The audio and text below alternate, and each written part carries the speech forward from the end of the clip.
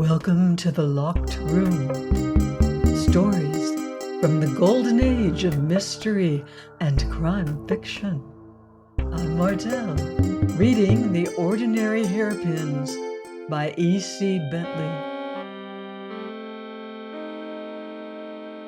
A small committee of friends had persuaded Lord Aviemore to sit for a presentation portrait, and the painter to whom they gave the commission was Philip Trent.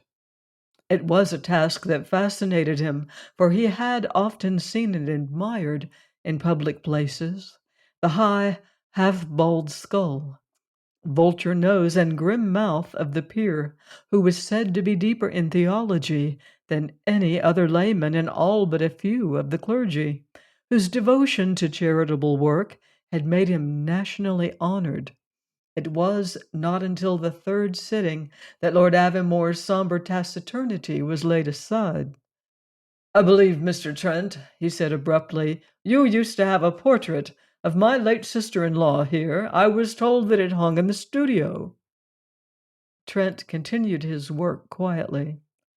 "It was just a rough drawing I made after seeing her in Carmen, before her marriage.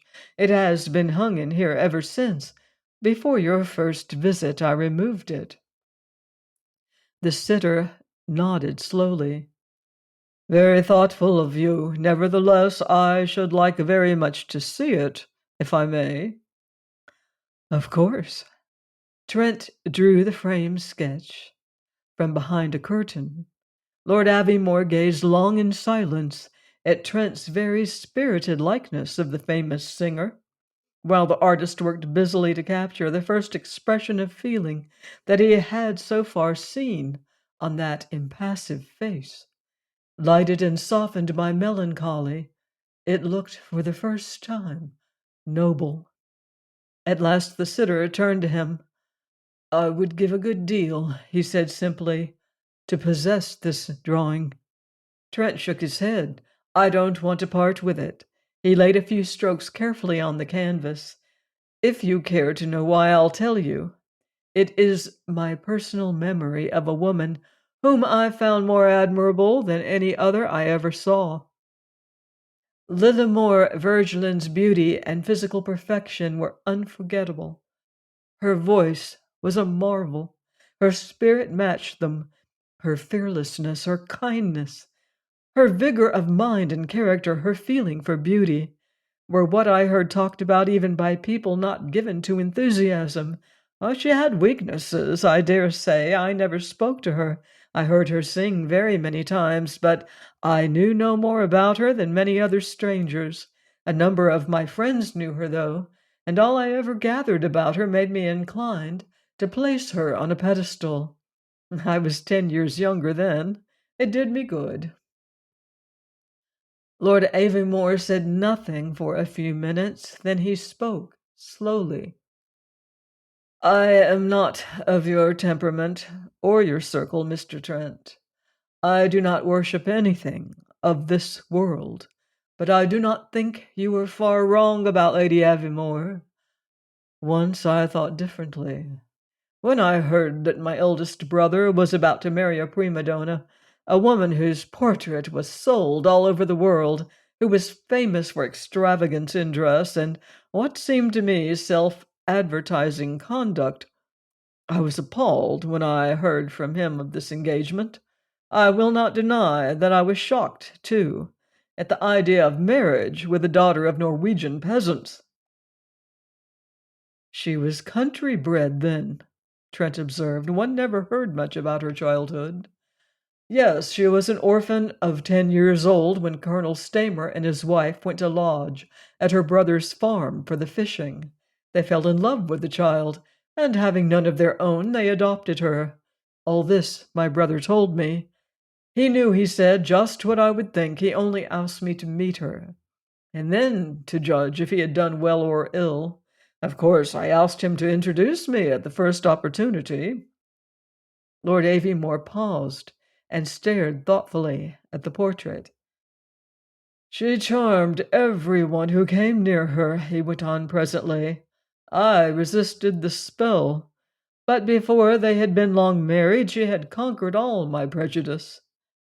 It was like a child I saw that she delighted in the popularity and the great income her gifts had brought her, but she was not really childish. It was not that she was what is called intellectual, but she had a singular spaciousness of mind in which nothing little or mean could live. It had, I used to fancy, some kinship with her Norwegian landscapes of mountain and sea. She was, as you say, extremely beautiful, with the vigorous purity of the fair-haired northern race. Her marriage with my brother was the happiest I have ever known. He paused again while Trent worked on in silence, and soon the low, meditative voice resumed. It was about this time, 6 years ago, in the middle of March, that I had the terrible news from Taormina, the day after my return from Canada. I went out to her at once. When I saw her, I was aghast. She showed no emotion, but there was in her calmness the most unearthly sense of desolation that I have ever received. From time to time, she would say, as if she spoke to herself, "It was all my fault." At Trent's exclamation of surprise, Lord Aviemore looked up. "Few people," he said, "know the whole of the tragedy. You have heard that a slight shock of earthquake caused the collapse of the villa, that my brother and his child were found dead in the ruins. You have heard, I suppose, that Lady Aviemore was not in the house at the time. You have heard that she drowned herself afterwards. But you have evidently not heard that my brother had a presentiment that this visit to Sicily would end in death, and wished to abandon it at the last moment, that his wife laughed away his forebodings with her strong common sense. But we belong to the Highlands, Mr. Trent. We are of that blood and tradition, and such interior warnings as my brother had are no trifles to us. However, she charmed his fears away. He had, she told me, entirely lost all sense of uneasiness. On the 10th day of their stay, her husband and only child were killed. She did not think, as you may think, that there was coincidence here. The shock had changed her whole mental being. She believed then, as I believed, that my brother inwardly foreknew that death awaited him if he went to that place. He relapsed into silence. "I know slightly," Trent remarked, "a man called Selby, a solicitor who was with Lady Aviemore just after her husband's death. Lord Aviemore said that he remembered Mr. Selby. He said it with such a total absence of expression of any kind that the subject of Selby was killed instantly, and he did not resume that of the tragedy of the woman whom the world remembered still as Lillimore Virgeland." It was a few months later, when the portrait of Lord Aviemore was to be seen at the show of the NSPP, that Trent received a friendly letter from Arthur Selby. After praising the picture, Selby went on to ask Trent if he would do him the favor of calling at his office by appointment for a private talk. "I should like," he wrote, "to put a certain story before you, a story with a problem in it. I gave it up as a bad job long ago myself, but seeing your portrait of A reminded me of your reputation as an unraveler." Thus it happened that a few days later Trent found himself alone with Selby in the offices of the firm in which that very capable, somewhat dandified lawyer was a partner. They spoke of the portrait, and Trent told of the strange exultation with which his sitter had spoken of the dead lady. Selby listened rather grimly. "The story I referred to," he said, "is the Aviemore story. I acted for the Countess when she was alive. I was with her at the time of her suicide. I am an executor of her will. In the strictest confidence, I should like to tell you that story as I know it, and hear what you think about it." Trent was all attention. He was deeply interested, and said so. Selby, with gloomy eyes, folded his arms on the broad writing table between them and began. "You know all about the accident," he said. "I will start with the 15th of March, when Lord Aviemore and his son were buried in the cemetery at Taormina. That was before I came on the scene. Lady Aviemore had already discharged all the servants except her own maid, with whom she was living at the Hotel Cavour. There, as I gathered afterwards, she seldom left her rooms. She was undoubtedly overwhelmed by what had happened, though she seems never to have lost her grip on herself. Her brother-in-law, the present Lord Aviemore, had come out to join her. He had only just returned from Canada." Selby raised a finger and repeated slowly, "From Canada, you will remember. He had gone out to get ideas about the emigration prospect, I understand. He remained at the hotel, meaning to accompany Lady Aviemore home when she should feel equal to the journey. It was not until the 18th that we received a long telegram from her, asking us to send someone representing the firm to her at Taormina. She stated that she wished to discuss business matters without delay, but did not yet feel able to travel. At the cost of some inconvenience, I went out myself, as I happen to speak Italian pretty well. You understand that Lady Aviemore, who already possessed considerable means of her own, came into a large income under her husband's will. She was a client who could afford to indulge her whims," Trent observed. "If you were already her adviser, she probably expected you to come." "Just so. Well, I went out to Taormina, as I say. On my arrival, Lady Aviemore saw me and told me quite calmly that she was acquainted with the provisions of her late husband's will, and that she now wished to make her own. I took her instructions and prepared the will at once. The next day the British Council and I witnessed her signature.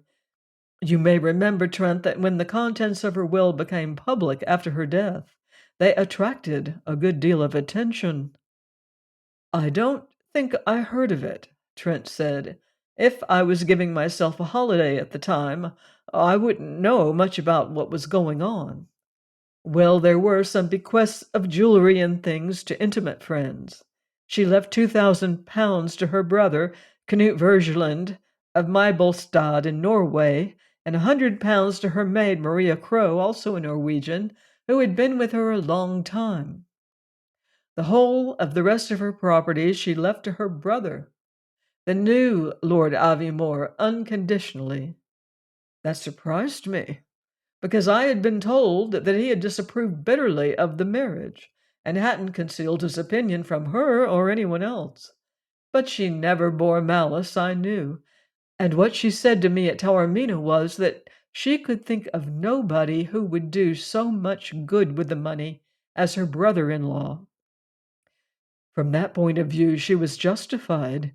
He is said to spend 9/10 of his income on charities of all sorts, and I shouldn't wonder if it was true.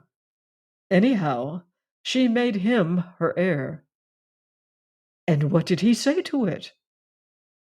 Selby coughed. "Well, there is no evidence that he knew anything about it before her death." "No evidence," he repeated slowly, "and when told of it afterwards, he showed precious little feeling of any kind. Of course, that's his way, but now let me get on with the story. Lady Aviemore asked me to remain to transact business for her until she should leave Taormina, and she did so on the 27th of March, accompanied by Lord Aviemore, myself, and her maid. To shorten the railway journey, as she told us, she had planned to go by boat, first to Brindisi, then to Venice, and so home by rail. The boats from Brindisi to Venice all go in the daytime, except once a week, when a boat from Corfu arrives in the evening and goes on about 11. She decided to get to Brindisi in time to catch that boat, so that was what we did. Had a few hours in Brindisi, dined there, and went on board about 10 o'clock. Lady Aviemore complained of a bad headache.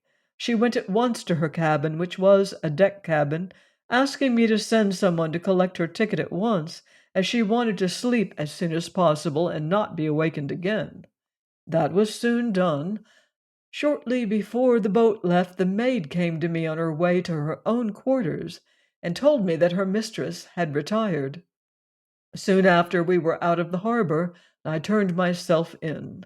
At that time Lord Aviemore was leaning over the rail on the deck onto which Lady Aviemore's cabin opened, and some distance from the cabin.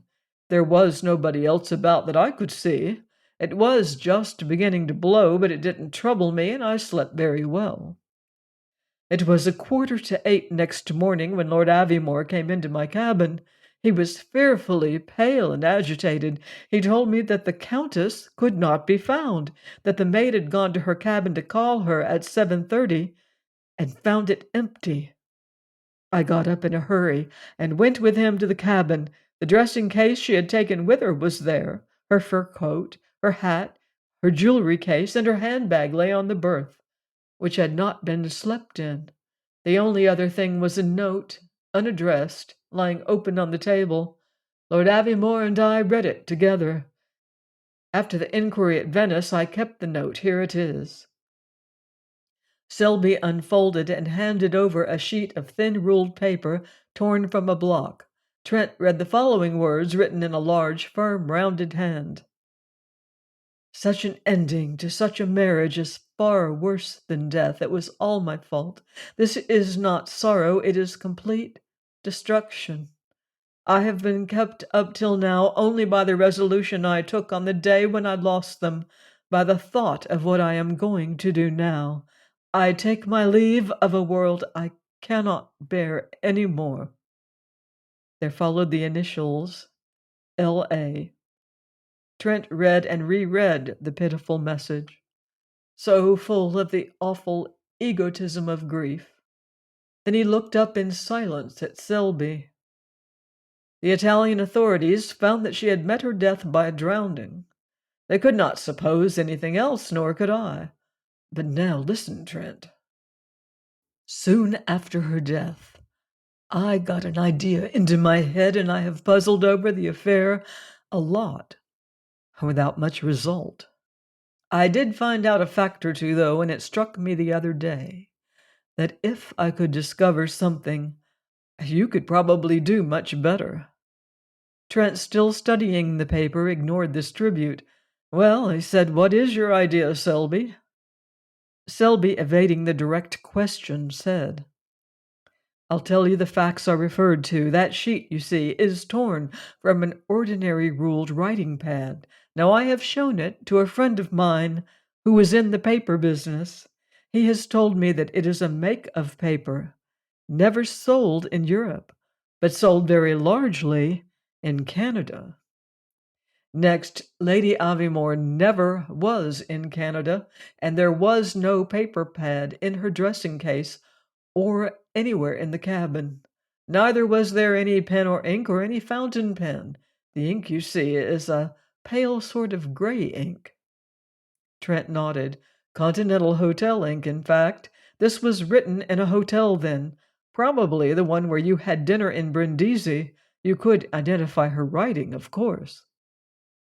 Except that it seems to have been written with a bad pen, a hotel pen, no doubt. It is her usual handwriting.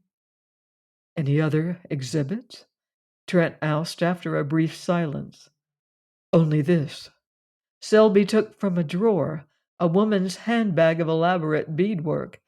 Later on, when I saw Lord Aviemore about the disposal of her valuables and personal effects, I mentioned that there was this bag with a few trifles in it. Give it away, he said. Do what you like with it. Well, Selby went on, smoothing the back of his head with an air of slight embarrassment, I kept it. As a sort of memento, what? The things in it don't mean anything to me, but you have a look at them. He turned the bag out upon the writing table. Here you are. Handkerchief, notes, and change, nail file, keys, powder, thing, lipstick, comb, hairpins. 4 hairpins. Trent took them in his hand. Quite new ones, I should say. Have they anything to tell us, Selby?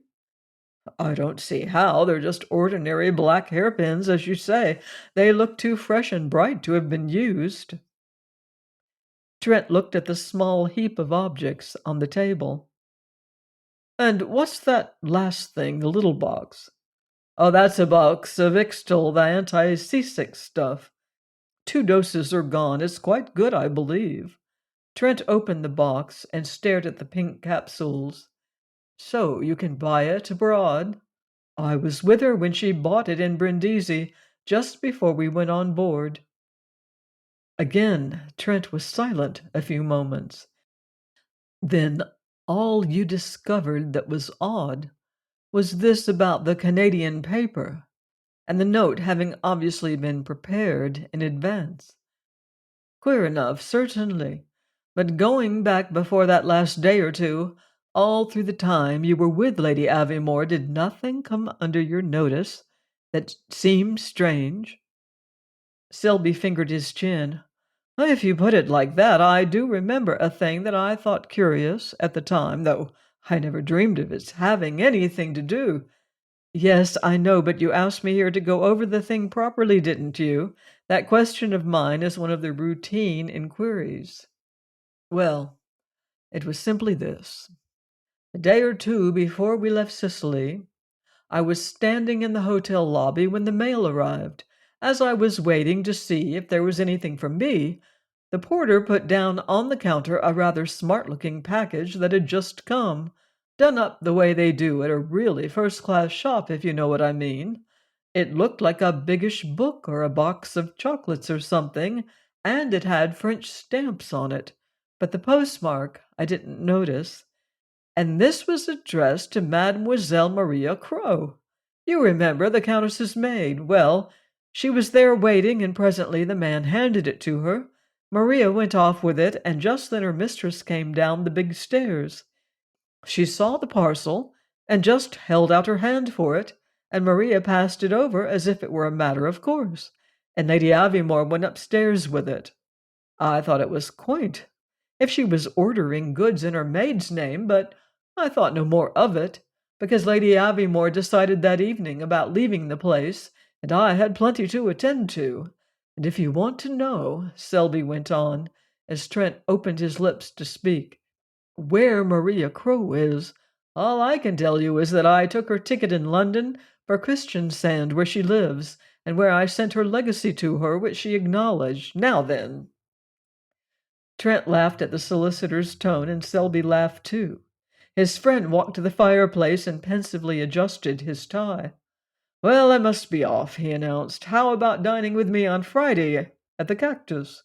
If by that time I've anything to suggest about all this, I'll tell you. You will? All right, make it 8 o'clock. And he hastened away. But on the Friday he seemed to have nothing to suggest. He was so reluctant to approach the subject that Selby supposed him to be chagrined at his failure to achieve anything, and did not press the matter.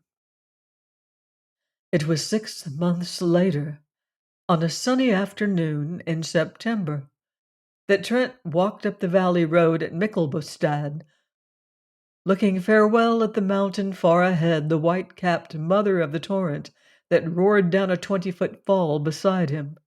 He had been a week in this remote backwater of Europe, 7 hours by motor boat from the nearest place that ranked as a town.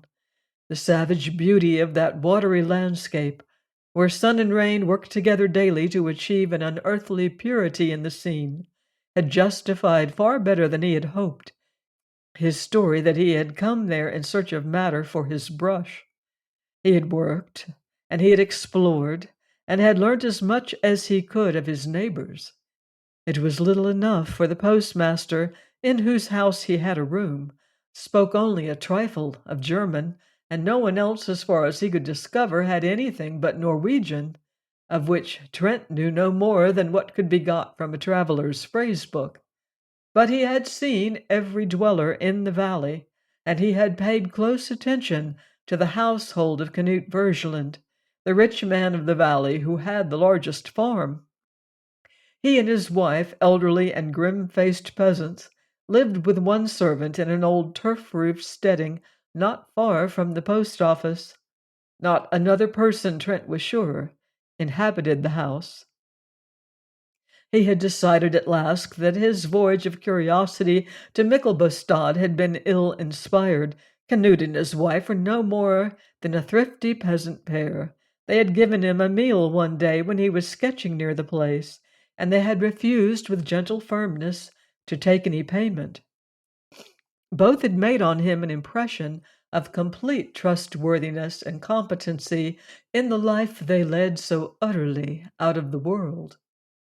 That day, as Trent gazed up the mountain, his eye was caught by a flash of sunlight against the dense growth of birches running from top to bottom of the steep cliff that walled the valley to his left.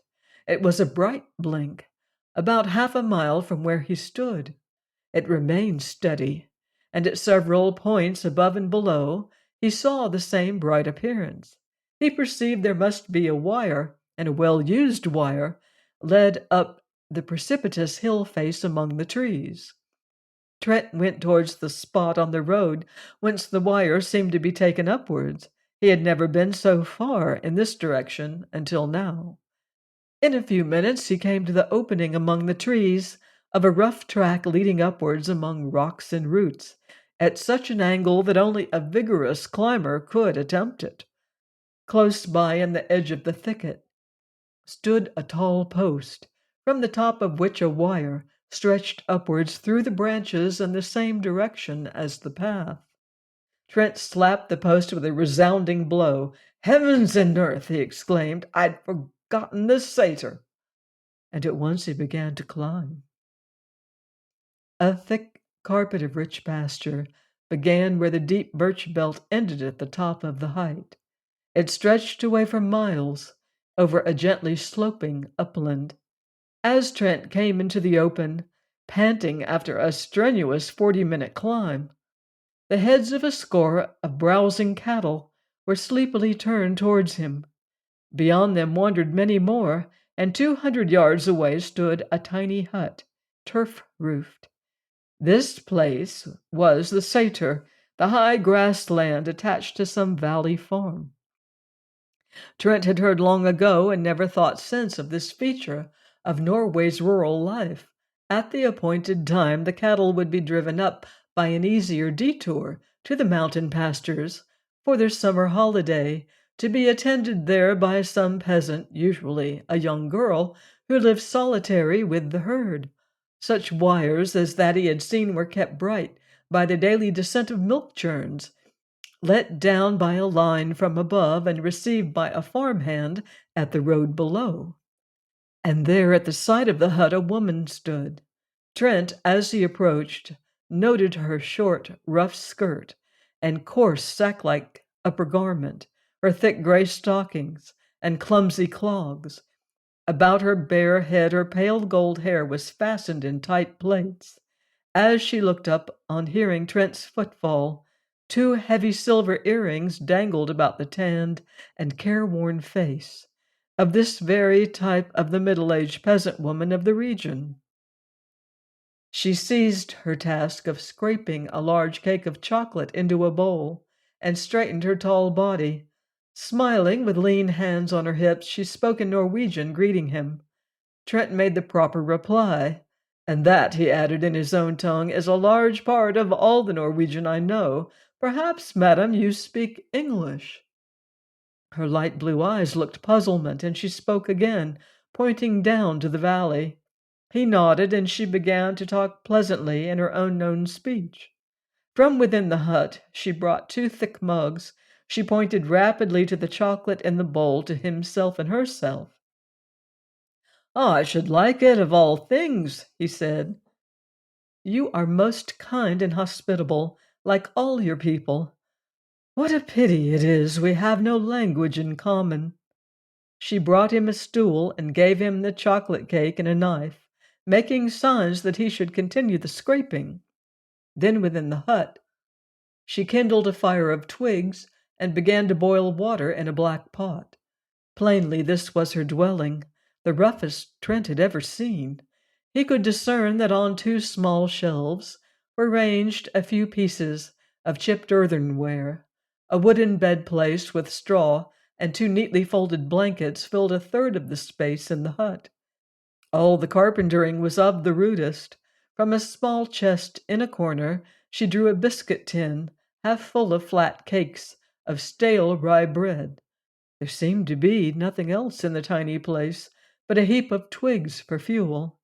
She made chocolate in the two mugs, and then at Trent's insistence, in dumb show, she sat on the only stool at the rude table outside the hut, where her guest made a seat of an upturned milking pail. She continued to talk amiably and unintelligibly, while he finished with difficulty the half of a bread cake. "I believe, madam," he said at last, setting down his empty mug, "you were talking simply to hear the sound of your own voice. In your case, that is excusable. You don't understand English, so I will tell you to your face that it is a most wonderful voice. I should say," he went on thoughtfully, "that you ought to have been one of the greatest sopranos that ever lived." She heard him calmly and shook her head, as not understanding. "Well, don't say I didn't break it gently," Trent protested. He rose to his feet. "Madam, I know that you are Lady Aviemore. I have broken in on your solitude, and I ask pardon for that, but I could not be sure unless I saw you. I give you my word that no one else knows, or shall ever know from me, what I have discovered." He made as if to return by the way he had come, but the woman held up a hand. A singular change had come over her brown face. A lively spirit now looked out of her desolate blue eyes. She smiled another and a much more intelligent smile. After a few moments, she spoke in English, fluent but with a slight accent of her country. "Sir," she said, "you have behaved very nicely up till now. It has been an amusement for me. There is not much comedy on the satyr. Now, will you have the goodness to explain?" He told her in a few words that he had suspected she was still alive, that he had thought over such facts as had come to his knowledge, and had been led to think she was probably in that place. "I thought you might guess I had recognized you," he added, "so it seemed best to assure you that your secret was safe. Was it wrong to speak?" She shook her head, gazing at him with her chin on a hand. Presently she said, "I think you are not against me. I can feel that, though I do not understand why you wanted to search out my secret, and why you kept it, when you had dragged it into the light." "I dragged it because I'm curious," he answered. "I have kept it, and will keep it because, oh, well, because it is your own, and because to me Lillimore Vergeland is a sort of divinity." She laughed suddenly. "Incense! And I in these rags in this hovel, with what unpleasantness I can see in this little spotty piece of a cheap mirror. Ah, well, you have come a long way, curious man, and it would be cruel not to gratify your curiosity a little more. Shall I tell you? After all, it was simple. It was very soon after the disaster that the resolve came to me. I never hesitated. It was my fault that we had gone to Sicily. You have heard that, yes. I see it in your face. I felt I must leave the world I knew, and that knew me. I never really thought of suicide. As for a convent, unhappily, there is none for people with minds like mine. I meant simply to disappear, and the only way to succeed was to get the reputation of being dead. I thought it out for some days and nights. Then I wrote in the name of my maid to an establishment in Paris where I used to buy things for the stage." "Ha!" Trent exclaimed. "I heard of that, and I guessed." "I sent money," she went on, "and I ordered a dark brown transformation. That is a lady's word for wig. Some stuff for darkening the skin, various pigments, pencils, et tout le bazar. My maid did not know what I had sent for. She only handed the parcel to me when it came. She would have thrown herself in the fire for me, I think, my maid Maria." When the things arrived, I announced that I would return to England by the route you have heard of, perhaps. He nodded.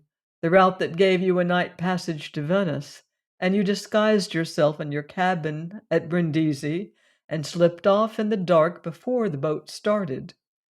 Indeed, I was not such a fool, she returned. What if my absence had been discovered somehow before the boat left Brindisi? That could easily happen, and then goodbye to the fiction of my suicide. No, when we reached Brindisi, we had, as I knew, some hours there. We left our things at a hotel where we were to dine, and then I put on a thick veil and went out alone. At the office near the harbor, I took a second-class passage to Venice for myself, in the name of Miss Julia Simmons, in the same boat I had planned to take. It would be at the quay, they told me, in an hour. Then I went into the poorer streets of the town and brought some clothes, very ugly ones, some shoes, toilet things. Some black hairpins, Trent murmured.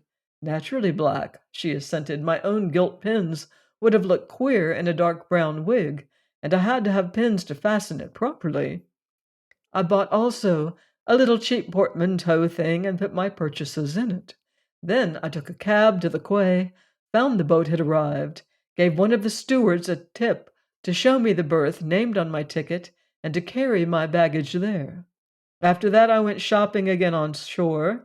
I bought a long mackintosh coat and a funny little cap, the very things for Miss Simmons, took them to the hotel and pushed them under the things my maid had already packed in my big case. On the steamer, when Maria had left me and I had locked the cabin door, I arranged a dark, rather catty sort of face for myself and fitted on Miss Simmons' hair. I put on her mackintosh and cap. When the boat began to move away from the quay, I opened my door an inch and peeped out. As I expected, everyone was looking over the rail, and so, the sooner the better, I just slipped out, shut the cabin door, and walked straight to Miss Simmons' berth at the other end of the ship. There is not much more to say. At Venice, I did not look for the others and never saw them. I went on to Paris and wrote to my brother Canute that I was alive, telling him what I meant to do if he would help me. Such things do not seem so mad to a true child of Norway.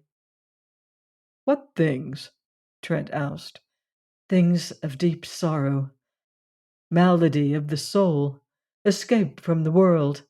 He and his wife have been true and good to me. I'm supposed to be her cousin, Hilda Bjornstad. In my will I left them money, more than enough to pay for me. But they did not know that when they welcomed me here.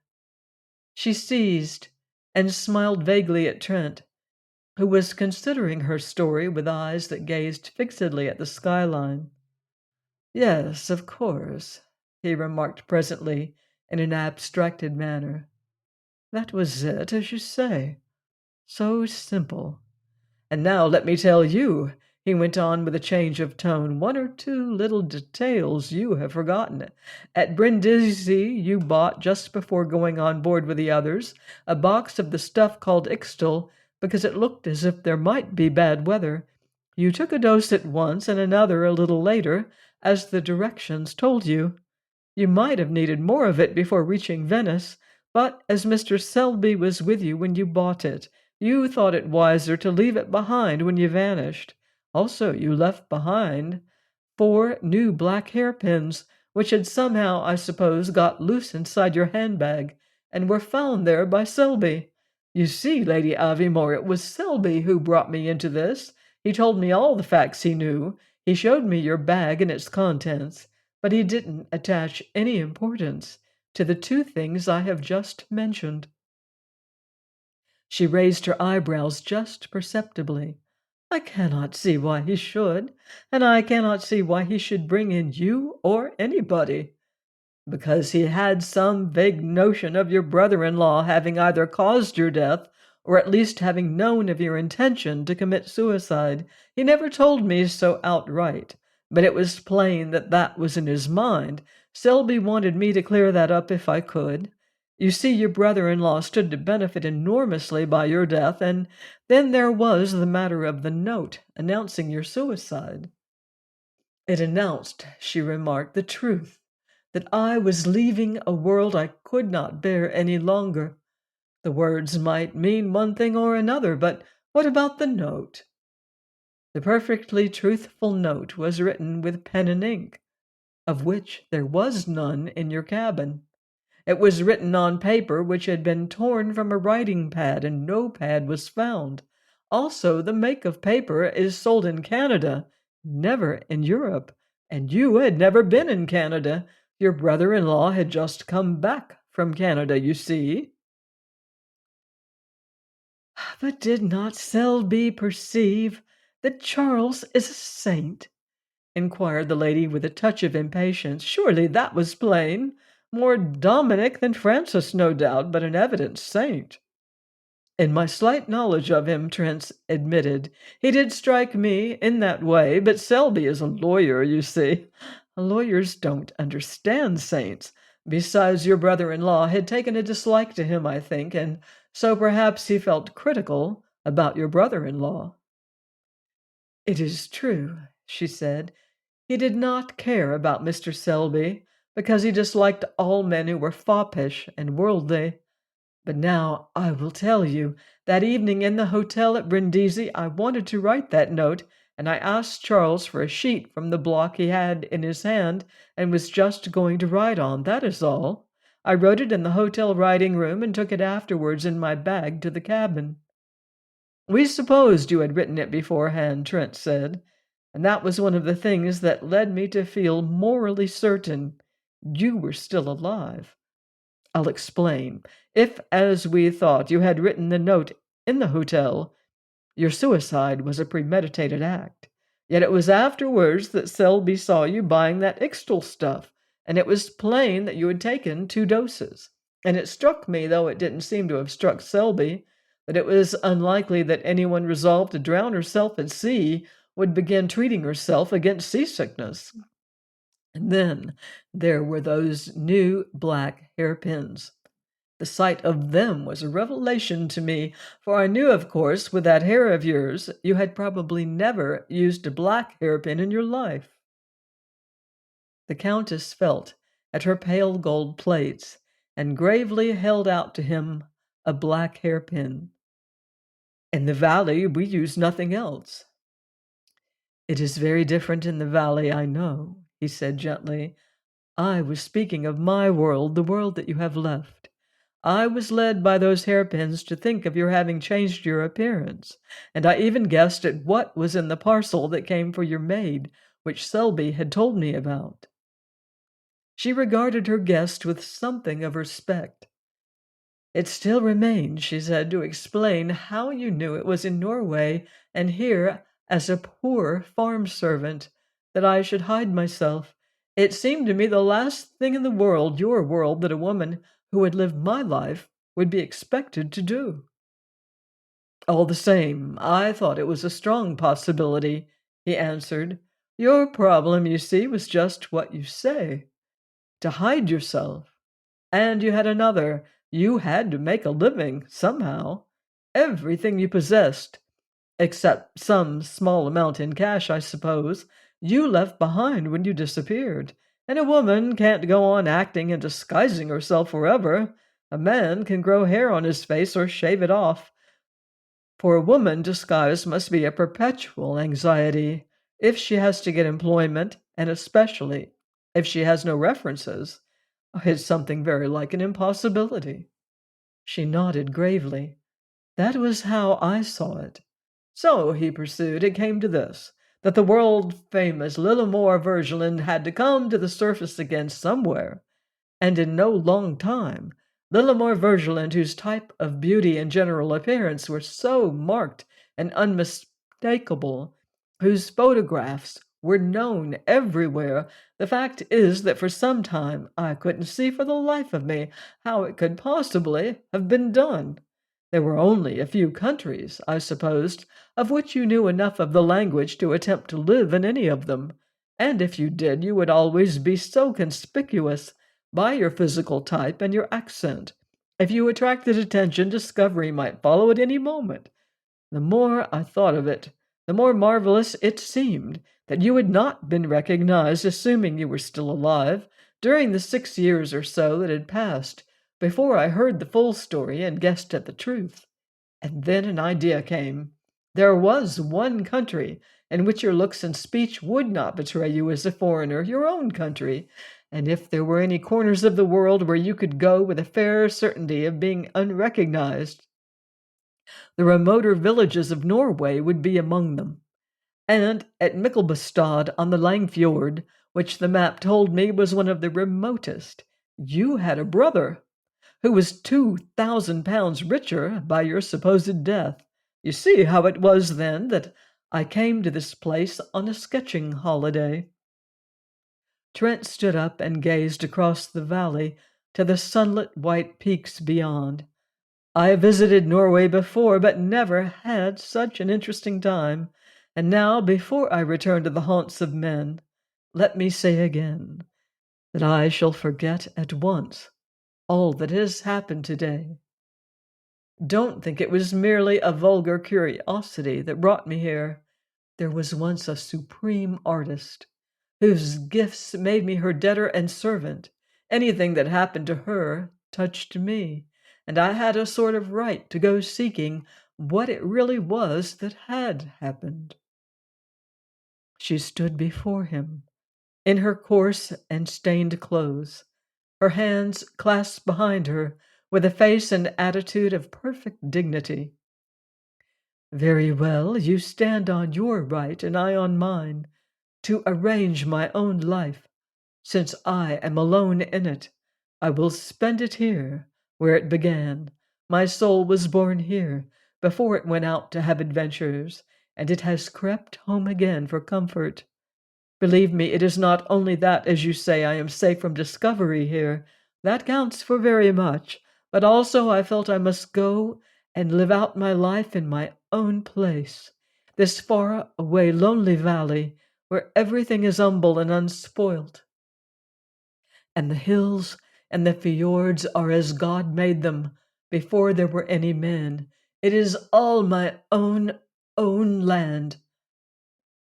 And now," she ended suddenly, "we understand one another, and we can part friends."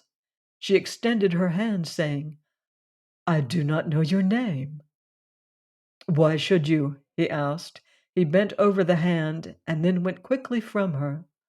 At the beginning of the descent, he glanced back once. She waved to him. Halfway down the rugged track, he stopped.